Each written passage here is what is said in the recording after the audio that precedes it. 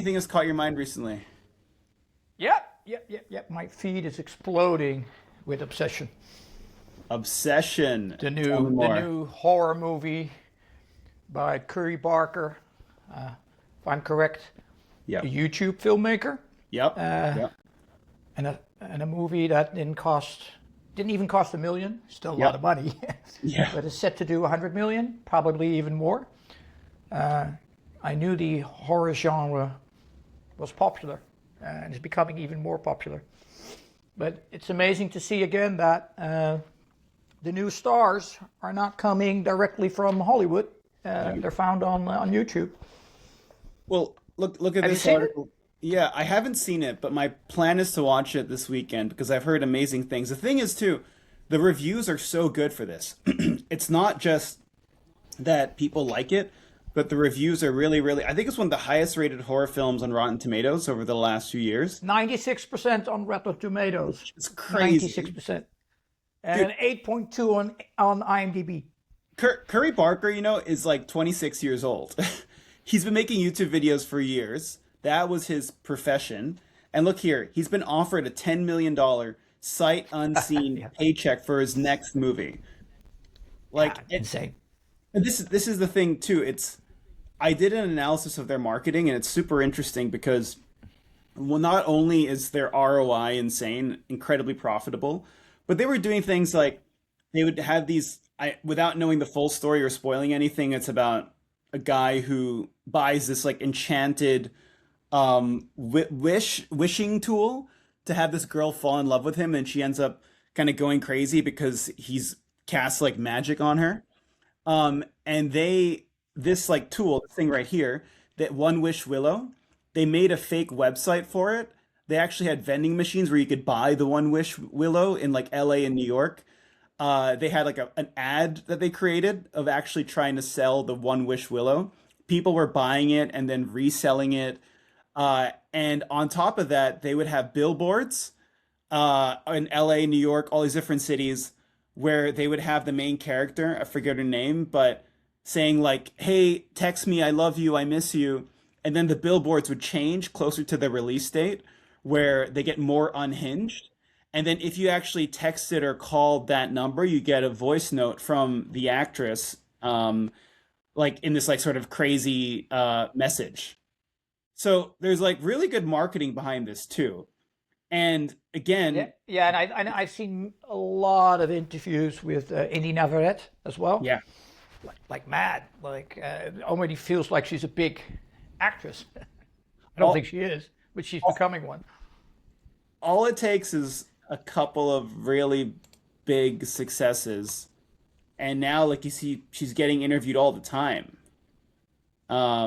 So I've seen so many posts, like you were saying, of her being interviewed on like late night talk shows or Instagram accounts, etc. This is talking about the things that she's obsessed with, obsession. Yeah, and what I like about it, and maybe that has to do with the fundamental difference of where this film and where these actors and the director comes from. It feels very accessible. Yeah. Like it's not shiny, it's not polished.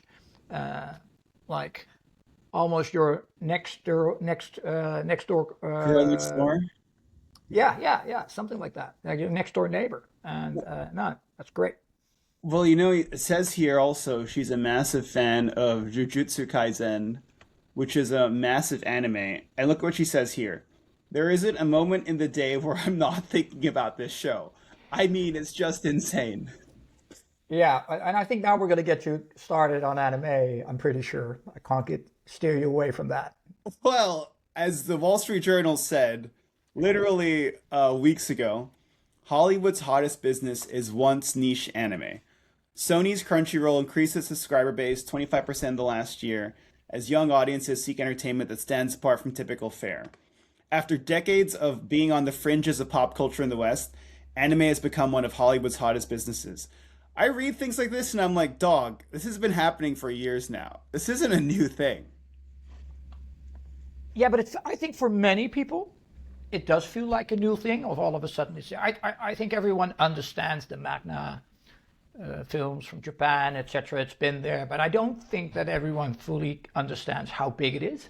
Yeah. Because when did this start? Like in the 70s, 80s in Japan? Well, yeah, I think you could argue like the first anime series were in the 70s, the 80s. I think it became a lot more popular in the 80s and the 90s. Things like Dragon Ball Z, and obviously Pokemon, were massive, massive things. You see here, this is Jamal Williams, one of the one of the most charismatic NFL players, and he's constantly talking about anime. But it was really in the 90s that I think things really kicked off.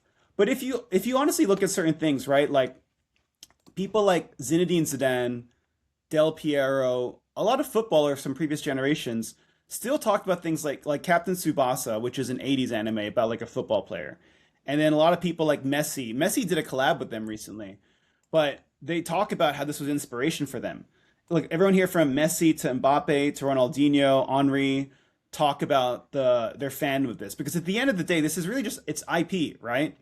Like it's IP that has been going on for decades. Some are newer than others, and this IP continues to grow. Well, not all of it, but like certain IP continues to grow. One Piece being probably the best example since it's gone on Netflix and as a live action series. But the IP franchises will continue to grow. Same way Star Wars should grow. Same way the Avengers Yeah, should. yeah, yeah. But if I look at like the old Star Wars movies, by the way, huge Star Wars fan. Yeah. Used to have Star Wars pajamas, everything. Nice.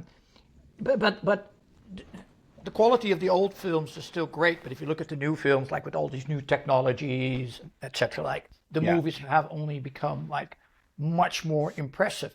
But with anime, somehow I feel it has evolved a bit, but it still looks like old-fashioned cartoons. Well, I mean, I think I disagree with that in the sense that, I mean, okay, if you watch like 80s episodes of Captain Tsubasa, yes, it looks super old school. But let's take a look at like Demon Slayer. Demon Slayer was in IMAX theaters last year. It, the film grossed more than Superman globally last year. And it was a massive investment. And without maybe having spoilers here, like the Demon Slayer movie. Oh my gosh, dude, the opening scene is like one of the craziest things you could see in animation. And this is the first of three that are going to. So, like, look at this. So, are we gonna see it? Like, this is high quality animation. You Yeah, know? but it's still animation. That's actually what I'm trying to say. But Yeah. I see that it has evolved. Hey, and as you were saying, like, you mentioned some football heroes, more or less of my generation, like Yeah. Zidane, Henri, etc. But do you see younger stars adapting it as well? Dude, I mean, we talked about iShowSpeed last time, who's one of the biggest cultural leaders and heroes in the world, particularly for the youth. You look at his YouTube channel, dude, his whole banner is not even him. It's the main character from One Piece, like Luffy. You know, this is iShowSpeed, one of the biggest streamers in the world, and he's actually talked about this where he says One Piece saved his life because he was like super depressed, like borderline suicidal during COVID, and he's like, I watched One Piece, and the Luffy character right here inspired me so much to be streaming, to live, to be grateful for my life. And if you look at people like Lamine Yamal, I mean, one of the like this was at one point his Instagram profile picture, was this Twitter or Instagram, was Goku from Dragon Ball Z, right? If you look at It's insane. right, like if you look at people like look, GQ did a whole article called "The Unbreakable Bond Between Anime and the NBA" last year. So to me, it's like very clearly a thing that is probably even more liked by younger people. This is a really interesting one where Bournemouth, so it's not even like the biggest player in the world. You have examples of this from like most football teams, but one of the strikers put on this mask, which is a character from Naruto, after scoring a goal. But you see this all the time, right? Like, look, the New York Mets have done a collab with Naruto where they had limited edition merch. You have things like Bayern Munich.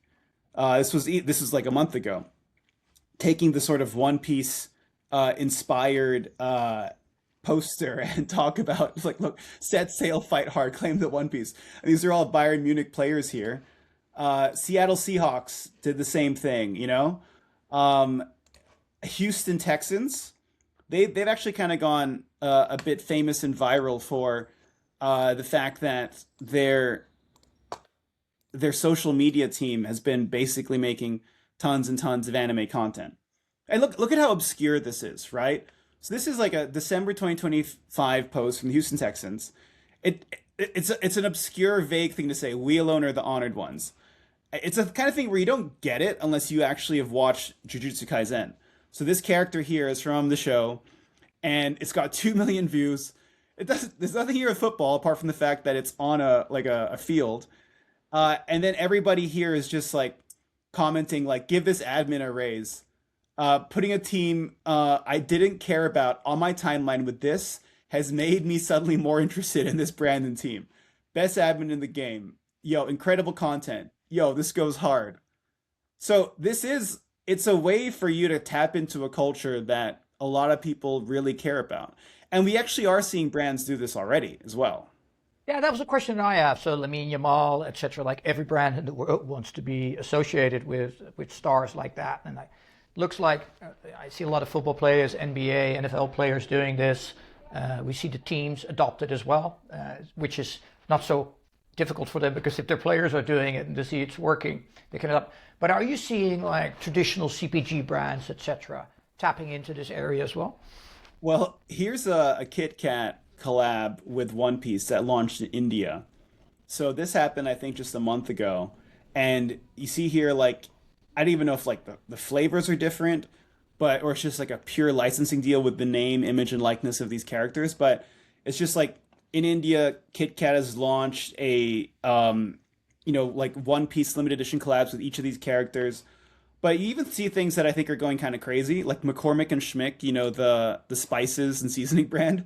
They just released a spice kit that is One Piece inspired, which I think that's cool, but I'm not really sure I see the massive connection there. It's kind of random to me. But look, they're trying to jump onto something. And what's interesting about this is that these are collabs with the live action characters, not the anime itself. So if you look at this, I was actually doing some research into it. This is more the fact that it's Netflix who are behind this, Yeah, there you have it. Yeah, right? yeah, So and they're very great at activating these kind of things with brand partnerships. well, this is Netflix's big bet, right? Like season 2 of the live action One Piece just finished. I think it did really well. Season 3 is coming out, I want to say next year. And for Netflix, this could be the next big IP for them to, I mean, they don't own it, but like to co-own it because One Piece has literally thousands of like issues. It's not done yet. So technically, Netflix could theoretically be making seasons of this show for like years and years and years and years to come. Maybe they will, maybe they won't, but it's IP that they can kind of bet on that's probably more guaranteed to drive revenue, drive engagement than other franchises. Now, I don't know if you heard about the Popeyes collab, Menno. It happened very recently No, in I the haven't. US. No, I haven't. So, Popeyes, the beloved chicken franchise, did this limited edition One Piece meal last month. Again, like it's cute, right? Like it's kind of cool. I'm sure maybe there's like a unique menu item here, but you could go to Popeyes and buy this special meal that was One Piece themed. But it came with this merch, including like this bento box, these t-shirts, Popeyes themed, and people started like this was limited edition. People treated it the same way they treated like the Travis Scott McDonald's meal, like the super rare thing. So a lot of people were queuing up to get this One Piece meal. People were trying to find it, and then people were reselling on eBay the One Piece merch from the Popeyes meal. This was a month ago. So this is not something that people aren't getting into, but from what I'm hearing, it sounds like maybe this is still, it's debatable whether this is mainstream or not. There's still a lot of room for brands to get involved in this. Yeah, well, but with CPG brands stepping into it, it is becoming more mainstream. What I find fascinating, it's almost like the new Disney. Like you used to buy your Mickey Mouse or your Donald Duck shampoo or toothpaste, etc. But it feels like this has maybe even more opportunities because it's for young and old. It's not as protected as with the Disney franchise, where you're not allowed to go into certain areas because there might be a bit of violence in it, etc. Feels like this is a much richer territory to get into. Well, it is, and it's also something that I think is just continuously going to grow based on people's passion. It's this is the thing. It's like what's interesting about One Piece is that, well, not just One Piece, but like anime, is that the people that are the biggest fans are these cultural leaders. It's basketball players. Yeah. It's rappers. It's the biggest football players. Like here's Megan Thee Stallion, the rapper, dressed up as a character actually from Jujutsu Kaisen, and on during Halloween. But the thing is, it's like all these different people who are going to be the loudest, biggest fans are people who are football stars or rappers. Israel Adesanya, a massive, massive anime fan. Look, you even have PSG that did a apparel collection with this one anime franchise. So to me, it's like the people that care about it the most are these massive. Look at this. This is Yeah, which is the best brand building and promotional vehicle you can get. exactly, exactly. And they So probably don't have to pay for it. Like it's free. exactly, exactly. And these are the people. You can also go deeper if you want. Like I think we were talking about once the Lakers One Piece collab. That I believe was done at a team level, where the Lakers just. Oh wait, this is a new one? Oh no, this is like. Yeah, so the Lakers did a collab with One Piece, but teams can do it as well. The NBA's looks like it's doing one here as well. But everyone, oh, this is actually a tweet of mine. I didn't realize that. But there's just plenty of room for people to get involved with this. Yeah, so it's evolving big time. So like Yeah. sports, you see it now. It already made the crossover to fashion. We're seeing now CPG companies step in. We're seeing the Netflixes of these worlds taking the franchise to the next level with live action films, etc. So it's already big, but it feels it's only just started to attract the next audience or the next masses. Yeah.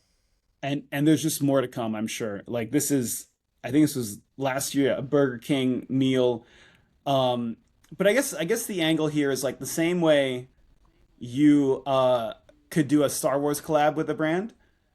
You could do collabs with these different franchises, but also maybe there's an element to which you could just build more storytelling, right? Like, let's say hypothetically, the Bayern Munich team is full of anime fans.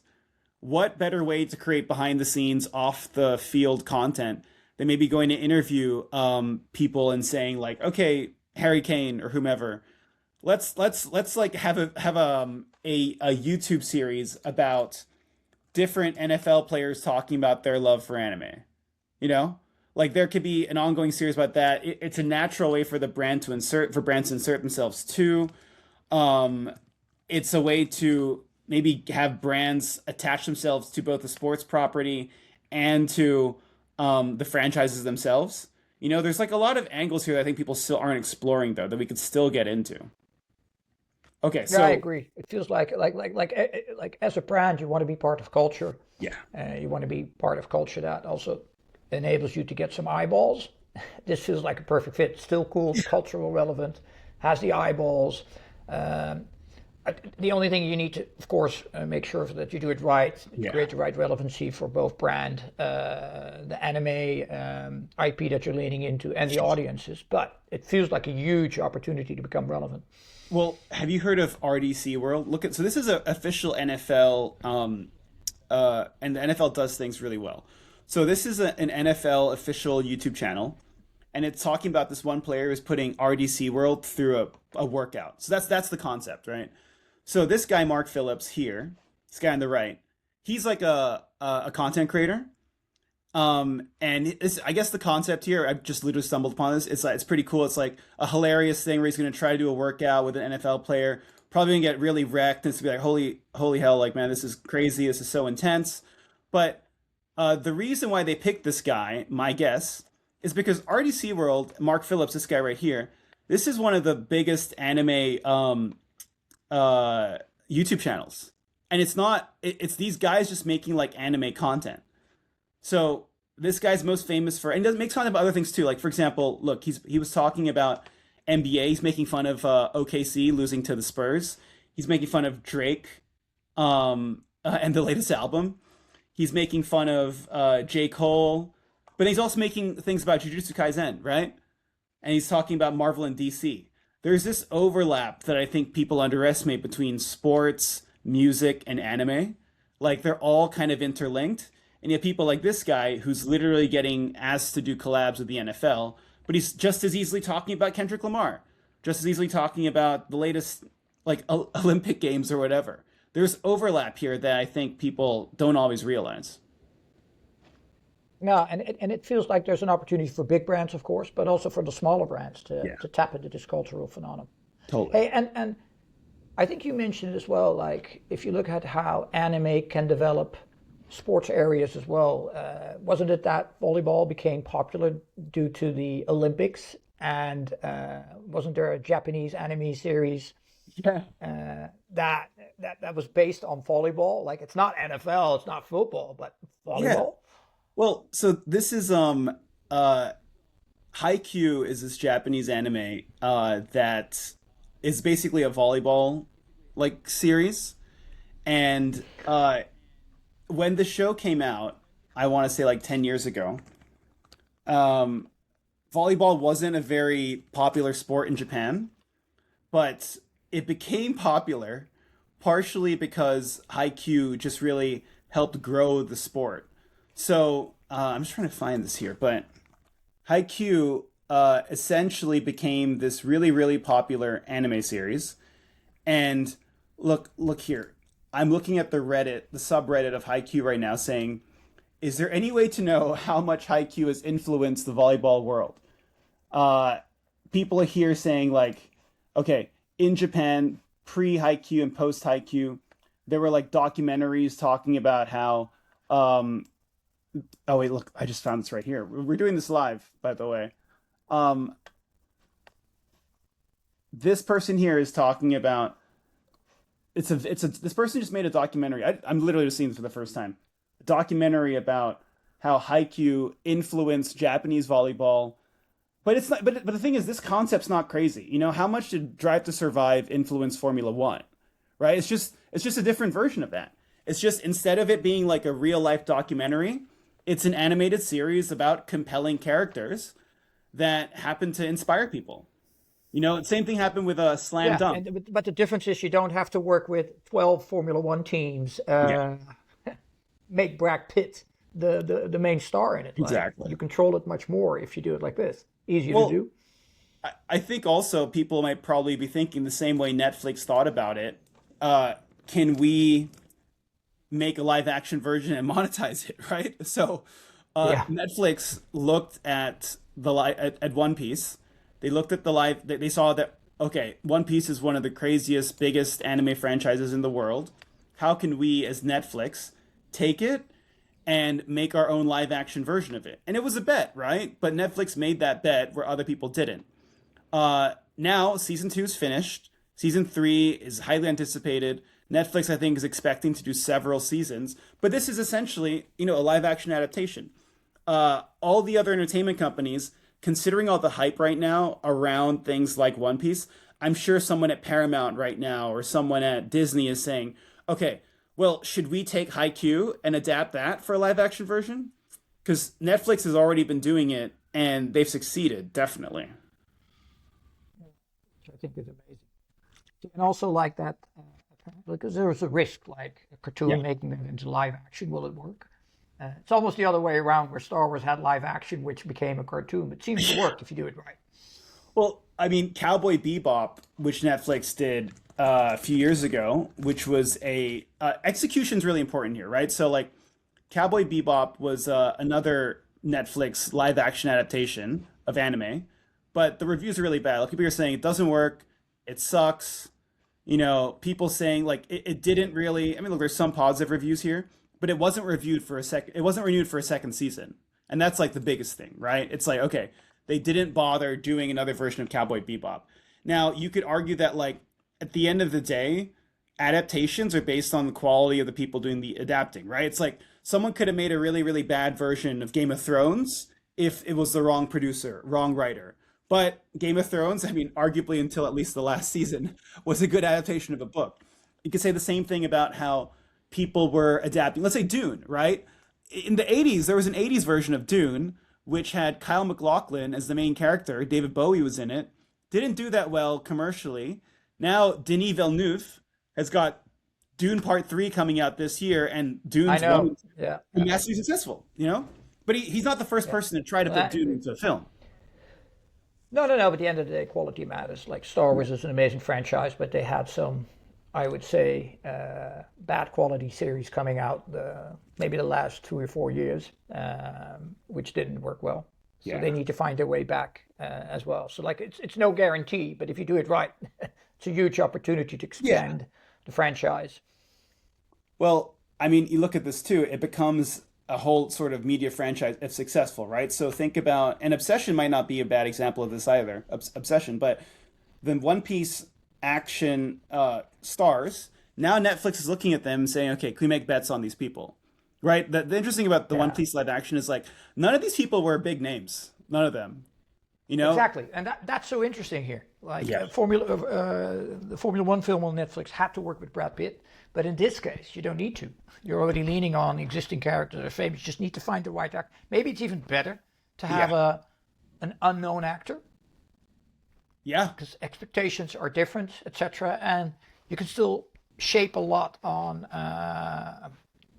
what image these actors have, etc. I think it's probably safer not to do it with a big star than to do it with a big star.